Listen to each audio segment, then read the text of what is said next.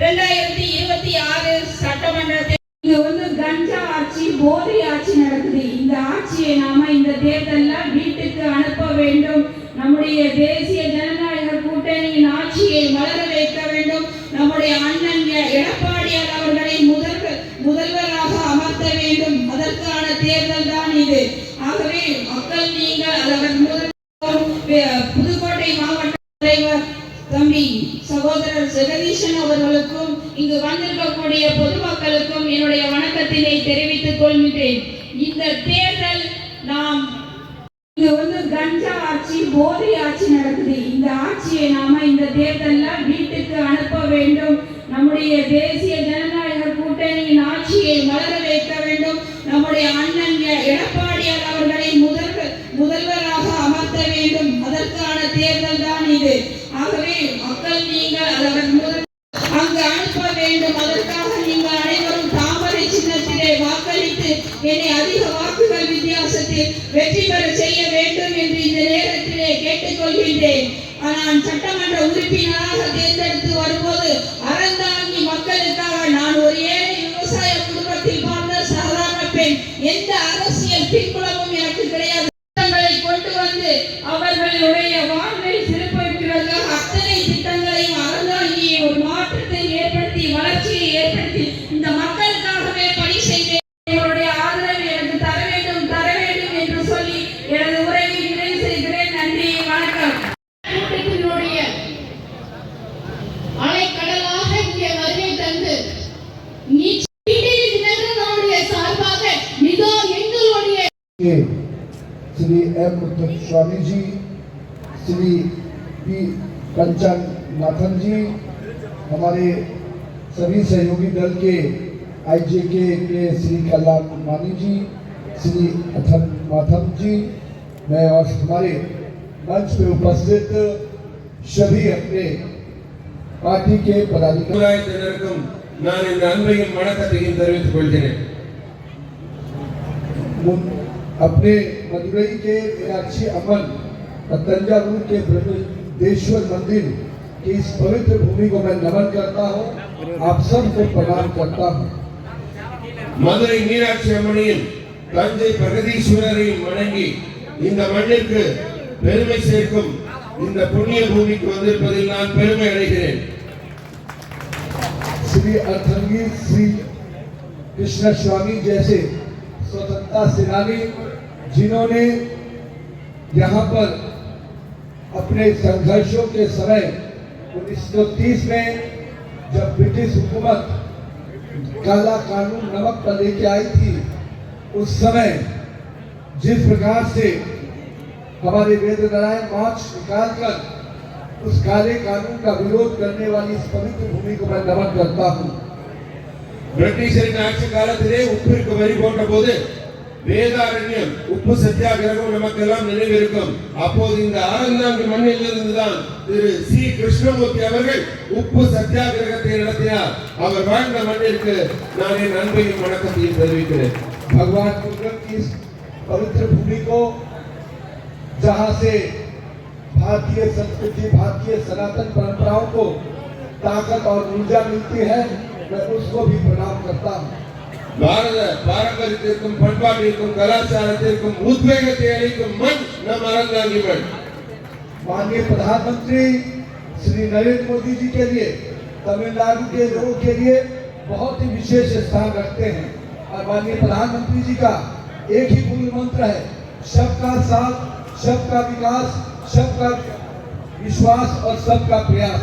इस मूल मंत्र से समाज के हर वर्ग को, समाज के हर क्षेत्र को और समाज के हर इलाके में विकास और विश्वास के साथ लोगों के चेहरे पर खुशी आए, इसका काम हमारे प्रधानमंत्री जी लगातार करते हैं. நம் பாரத பிரதமர் திரு நரேந்திர மோடி அவர்கள் ஒரே ஒரு முழக்கத்தை தான் முன்வைக்கிறார். இந்த நாட்டின் பெண்களும் இளைஞர்களும் முன்னேற வேண்டும், அப்போதுதான் பாரத நாடு முன்னேறும் என்பதில் அவர் மிக உறுதியாக இருக்கிறார். அதனால்தான் அனைவரோடும் சப்கே சாத் சப்கா விகாஸ் என்பதன் பொருள் எல்லாரும் முன்னேறணும், ஒற்றுமையாக முன்னேற வேண்டும், அந்த வளர்ச்சி அனைவருக்குமான வளர்ச்சி இருக்கும் என்பதில் அவர் மிகவும் கருத்தாளம் மிக்கவராக இருக்கிறார். அதை அமல்படுத்திக் கொண்டிருக்கிறார். आज जिस प्रकार से यहाँ पर माननीय நம்மளுடைய வெற்றி வேட்பாளர்கள்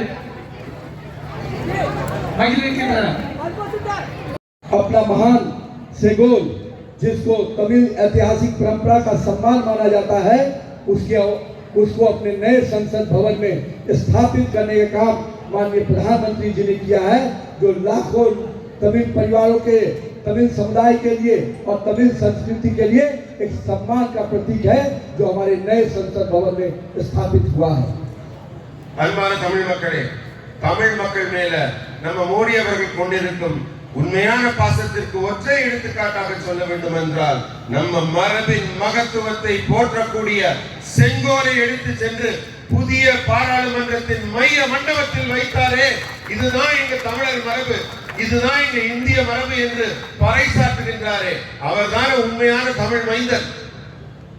अब एक बात मैं अपनी मातृशक्ति, मेरी बहनें बैठी हैं, बड़ी संख्या में मातृशक्ति पीछे बैठी हैं, मेरी दीदी भी अभी प्रत्याशी बनकर आपके सामने खड़ी है। नारी वंदन अधिनियम महिलाओं को अधिकार दिलाने के लिए, महिलाओं को स्वावलंबी बनाने के लिए, महिलाओं को सुरक्षित जीवन देने के लिए, सुरक्षित, स्वाभिमानी और सम्मान पूर्वक आगे बढ़ाने के लिए माननीय प्रधानमंत्री जी 16, 17 और 18 को नारी वंदन अधिनियम को लागू करने के लिए संसद में बिल ला रहे हैं।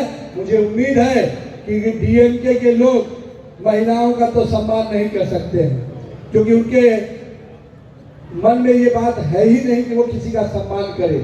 लेकिन मैं आपको क्या विश्वास दिलाता हूँ, आपका आशीर्वाद मिला तो निश्चित रूप से 16, 17 और 18 को महिलाओं के अधिकार से संबंधित नारी वंदन अधिनियम हम लोग पास करेंगे और नारी के सम्मान में एक नया अध्याय लिखेंगे। நண்பர்களே, இங்க பெரிய அளவுல பெண்கள் திரண்டு வந்திருக்கிறீங்க, முன்னாடி நிறைய பெண்கள் அமர்ந்திருக்கிறீர்கள். இங்க வேட்பாளராக உங்கள் முன்னாடி நிற்கக்கூடிய என் அன்பு சகோதரியும் ஒரு பெண் உங்க முன்னாடி நிற்கிறார். சுய சார்பா பெண்கள் இருக்கணும், சுய முன்னேற்றம் பெண்கள் அடையணும். யாருடைய தயவும் இல்லாமல் ஒவ்வொரு பெண்ணும் தன் சொந்த காலில் நிற்க வேண்டும் என்று நம் பாரத பிரதமர் ஆசைப்படுகிறார். அதற்கு நீங்கள் வழிகாட்ட வேண்டும், அதற்கு முன்மாதிரியாக இவரை வெற்றி பெற செய்ய வேண்டும். அதையெல்லாம் நீங்க கண்டிப்பாக செய்யணும். ஒரு பெண் முன்னேறினால் அந்த குடும்பமும் நாடும் முன்னேறும். உங்களுக்காக தான் நம்ம பிரதமர் பாராளுமன்றத்தில் 33% இடஒதுக்கீட்டை, இத்தனை காலமாக வார்த்தைகளால் சொல்லப்பட்ட இடஒதுக்கீட்டை அவர் உருவாக்கி தருகிறார். மிக விரைவில் இடஒதுக்கீடு அமலுக்கு வரும். तो मेरे तमिलनाडु के भाइयों बहनों, इस करप्ट डीएमके और वन फैमिली गवर्नमेंट को उखाड़ फेंकिए और माननीय प्रधानमंत्री श्री नरेंद्र मोदी के नेतृत्व में डबल इंजन की सरकार बनाइए, जो विकास और प्रगति के राह पर आपके विश्वास के साथ और आपके विकास के लिए आगे बढ़ेगा। हम तमिलनाडु को एक सुरक्षित, स्थिर और सर्वांगीण विकास वाला सरकार देना चाहते हैं, जहां महिलाओं के लिए स्वाभिमान हो, किसानों के घर में खुशहाली हो, मेरे मछुआरा भाइयों के जीवन अच्छा बीते, मेरे युवाओं को सशक्त रोजगार मिले और साथ ही साथ एनडीए की सरकार में सबका साथ और सबके विकास के मूल मंत्र से हम काम करें। तो आइए 23 अप्रैल को एनडीए की सरकार को फिर यहाँ पर आपको स्थापित कीजिए और इस डीएमके की सरकार को आउट कीजिए। तो मैं आपसे पूछता हूँ, डीएमके गवर्नमेंट आउट। எல்லாரையும் கூட சேர்ந்து சொல்லுங்க, நீங்க மலர்ச்சி மாற்றத்தை தமிழகத்தில் உருவாக்க போறீங்க. நீங்க திமுக அரசை வேரோடு மண்ணோடு பிடுங்கி எறிய வேண்டும். திமுக ஆட்சி அகற்றப்பட வேண்டும், மோடி அவர்களின் ஆட்சி உருவாக்கப்பட வேண்டும். திமுக வெளியேறும், என்டிஏ ஆட்சி மலரும்னு என் கூட சேர்ந்து எல்லாரும் உரத்த குரலில் சொல்லுங்கள். சொல்லுங்க எல்லாரும் ஒரு முறை. DMK government out, Modi government in.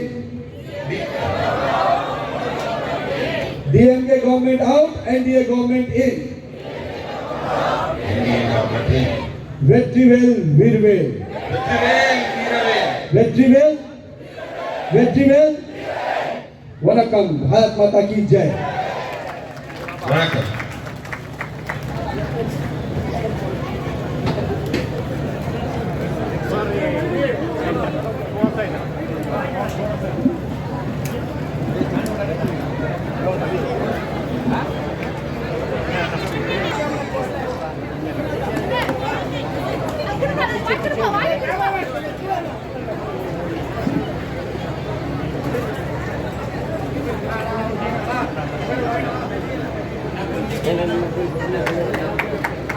கீழே இருக்கு.